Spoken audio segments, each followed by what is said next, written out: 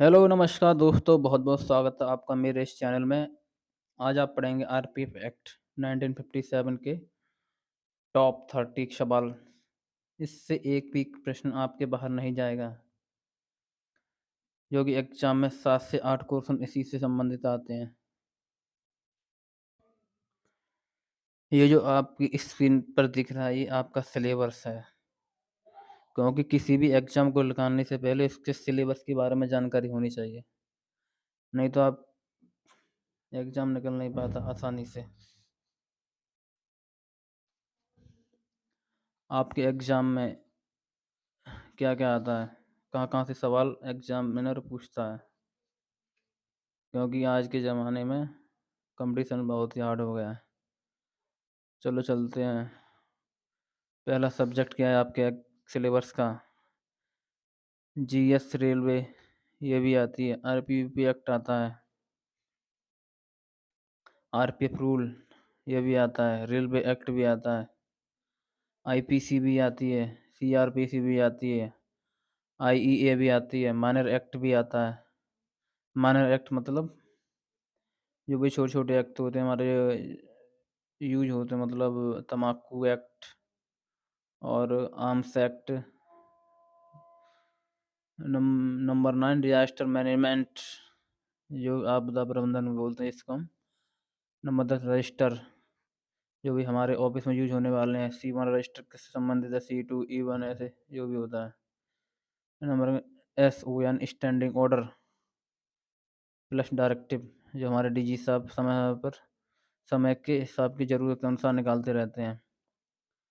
और ये COR का मतलब क्राइम ऑन रेलवे, इससे भी संबंध है। UTI untoward incident, working of railway से सवाल पूछे जाते हैं। रेलवे ऑर्गेनाइजेशन, इससे भी सवाल पूछे जाते हैं। रेलवे एस्टेब्लिशमेंट, इससे भी। आपको ये पूरा साला सिलेबस की वीडियो बाय वीडियो हमारे चैनल पर उपलब्ध रहेंगी।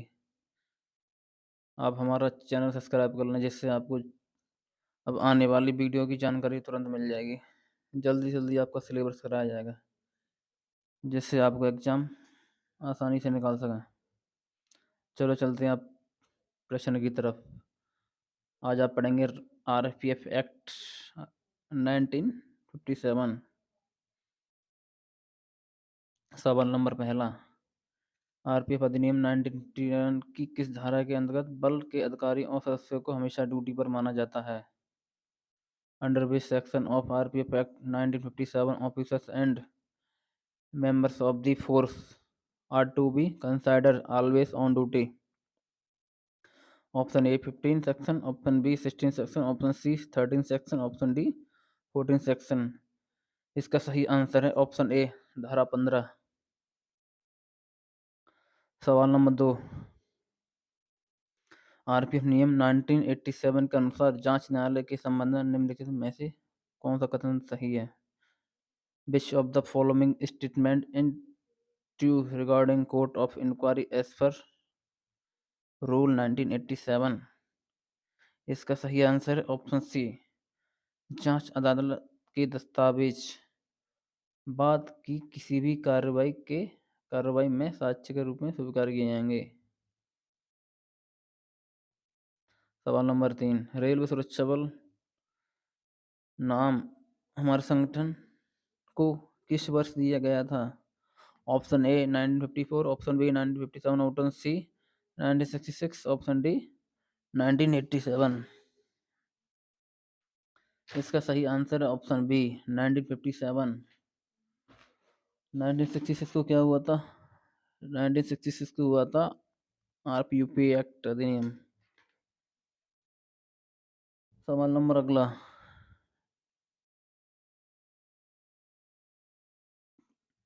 आरपीएफ की निम्नलिखित ऐतिहासिक घटनाओं को कालक्रम में रखें।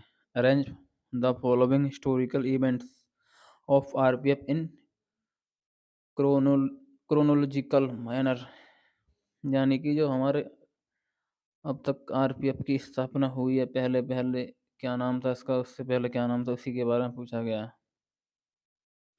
इसका सही आंसर ऑप्शन डी 3, 1, 2, 4, यानी सबसे पहले रेल सुरक्षा बल का नाम पुनः रेल सुरक्षा बल रखा गया। ये कब हुआ था? 1957। उसके बाद दूसरी घटना होती है रेलवे आरपीएफ में आरपीएसएफ का गठन 1965। उसके बाद आरपीयूपी एक्ट लागू होता है 1966, ऑप्शन 2। उसके बाद रेलवे सुरक्षा बल को यानी आरपीएफ को संघ का सशस्त्र बल बनाना, यानी कि जिस आज हम आरपीएफ हमारी पैरामिलिट्री फोर्स में शामिल है, ये 1985 को हुआ था। सवाल नंबर 5, आरपीएफ अधिनियम की इस धारा के अंतर्गत बल के सदस्यों को हमेशा ड्यूटियों सदस्यों की ड्यूटियां बदलिस्ट, यानी कि under which section of RPF act duty of members of force of the prescribed. ये हमारी क्या ड्यूटियां हैं, आरपीएफ की क्या ड्यूटियां, यानी किस धारा के अंतर्गत हैं? इसका सही आंसर है ऑप्शन ए धारा 6, ऑप्शन बी धारा 8, ऑप्शन सी धारा 11, ऑप्शन डी धारा 13। इसका सही आंसर है ऑप्शन सी धारा 11। सवाल नंबर 6, आरपीएफ संगठन के विकास को तिथि क्रम में दर्शाइए। Arrange the evolution RPF organisation of chronicle order.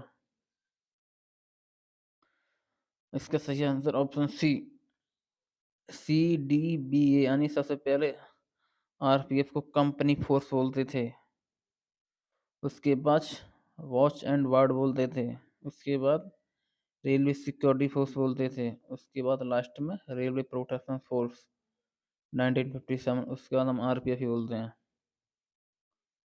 सवाल नंबर 7, आरपीएफ अधिनियम 1957 की धारा यात्री क्षेत्र को परिभाषित किया गया है। Option A 2BA, option C option B 2CA, option C 2CB, option D 2BB। इसका सही आंसर है ऑप्शन सी 2CB। सवाल नंबर 8, यदि बल का कोई भी नामांकित सदस्य कार्यता का दोषी पाया जाता है तो फिर रेल सुरक्षा अधिनियम की किस धारा के तहत सजा सुनाई जाएगी? If any enrolled member of the force is found guilty of cowardice, he shall be punished under section of। Option A section 12, option B section 16, option C section 17, option D section 9। इसका सही answer option C section 9।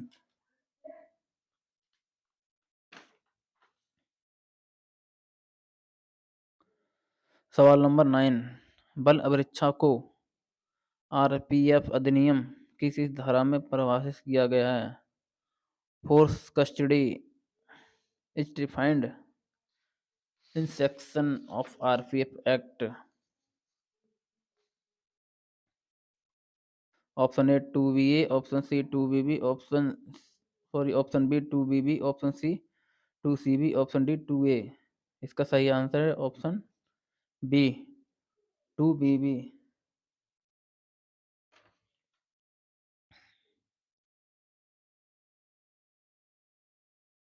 बल अभिरक्षा इसे कहते हैं, यानी कि जवानों की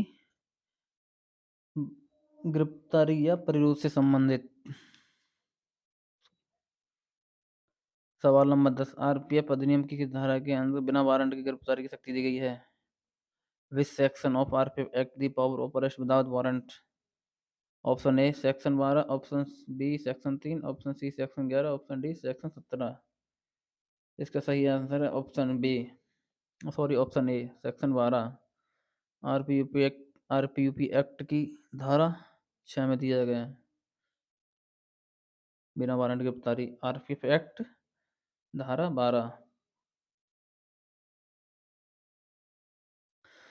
सवाल नंबर 11, आरपीएफ अधिनियम की किस धारा के तहत बल के अधिकारी और नामांकित सदस्य रेल सदस्य को हमेशा रेलवे कर्मचारी माना जाएगा? Under which section of RPF act the officers of the force and enrolled members of the force are considered as railway servant? Option A section 2, option B section 2, sorry section 4, option C section 21, option D section 10। इसका सही answer है option D, धारा 10। सवाल number 12, RPF अधिनियम की किस धारा के तहत प्रत्येक वरिष्ठ अधिकारी तथा बल के सदस्य को यह कर्तव्य होगा कि वह अपने से वरिष्ठ अधिकारी द्वारा जारी किए गए सभी विधिसम्मत आदेशों का तुरंत निष्पादन करे? Under which section of RPF Act it shall be the duty of every superior officer and member of the force promptly execute all orders lawfully issued him by superior authority।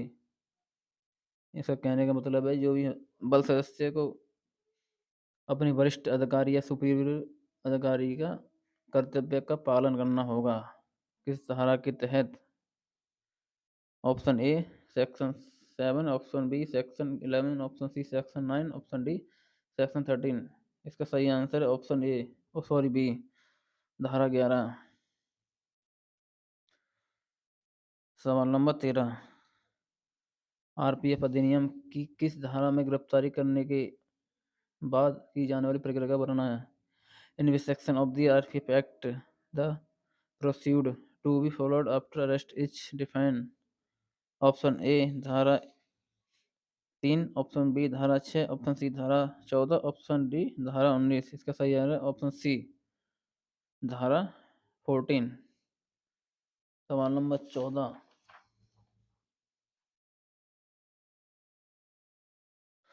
बल के सदस्य द्वारा अपने कर्तव्य के निर्वहन में किए हुए किसी कार्य का संरक्षण आरपीएफ अधिनियम की किस धारा में दिया गया है? Protection of any act done by the member of the force discharge of the duties is given under which section of RPF act? इसका मतलब है यानी हम अपने कर्तव्य के दौरान कुछ भी सद्भावना पूर्वक किया हुआ गलत कार्य भी हो जाता है, उससे संरक्षण किस धारा में दिया गया है? धारा ए 9, धारा बी 20, धारा सी 21, धारा डी 12। इसका सही आंसर है बी, धारा 20।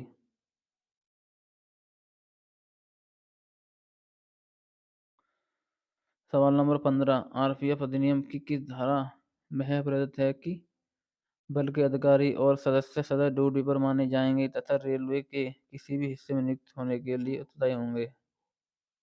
Officers and members of the force to be considered always on duty and liable to be employed in any part of railway is given under which section of RPF Act? Number A धारा 3, number B धारा 9, number C धारा 15, number D धारा 13। इसका सही answer number C, धारा 15। ये आपको प्रश्न के आंसर दिए गए हैं। अब चलते हैं वन लाइनर क्वेश्चन की तरफ। मोस्ट इम्पोर्टेंट रिपीट, ये सारे रिपीटली सवाल पूछे जाने वाले हैं। सवाल नंबर पहला, आरपीएफ अधिनियम किस वर्ष लागू हुआ? इसका आंसर है 1957। सवाल नंबर 2, आपको आरपीएफ अधिनियम की किस धारा के तहत बल के नामांकित सदस्य के रूप में नियुक्त किया गया है? इसका सही आंसर है ऑप्शन सेक्शन 6 या धारा 6। सवाल नंबर 3, आरपीएफ अधिनियम की किस धारा के तहत बल के सदस्य को रेलवे कर्मचारी माना गया है? इसका सही आंसर है धारा 10 के तहत। सवाल नंबर 4, आरपीएफ अधिनियम की किस धारा में बल के सदस्य के कर्तव्य का उल्लेख होगा? इसका सही आंसर है धारा 11। सवाल नंबर 5, आरपीएफ अधिनियम की किस धारा के तहत बल के सदस्यों को बिना वारंट के गिरफ्तारी की शक्ति दी गई है? इसका सही आंसर है ऑप्शन सेक्शन 12 यानी धारा 12 और आरपीएफ एक्ट धारा 6। दोनों ही महत्वपूर्ण सवाल है। आरपीएफ अधिनियम की किस धारा के तहत इस अधिनियमों के प्रयोजनों के लिए बल के प्रत्येक सदस्य को हमेशा ड्यूटी पर माना जाएगा और कहीं भी किसी भी स्थान पर भारत में कहीं भी नियोजित होने के लिए उत्तरदायी होगा। इसका सही आंसर है धारा 15। सवाल नंबर 8, आरपीएफ अधिनियम की किस धारा में कर्तव्य की उपेक्षा के लिए दंड आदि का उल्लेख है? इसका सही आंसर है धारा 17। सवाल नंबर 9, आरपीएफ अधिनियम की किस धारा में बल सदस्य के लिए सुरक्षा प्रदान करता है? इसका सही आंसर है ऑप्शन सेक्शन 20, धारा 20। धारा 10 very very important. Under officer किसे कहते हैं? अंडर ऑफिसर का होता है मतलब हेड कांस्टेबल जो होते हैं अंडर ऑफिसर कहते हैं, यानी कि वो आप अंडर ऑफिसर बनने वाले हैं। कृपया दोस्तों वीडियो अच्छी लगी हो तो चैनल को सब्सक्राइब करें, जिससे मैं और भी वीडियो बनाए तुरंत आपके पास पहले नोटिफिकेशन आए। धन्यवाद।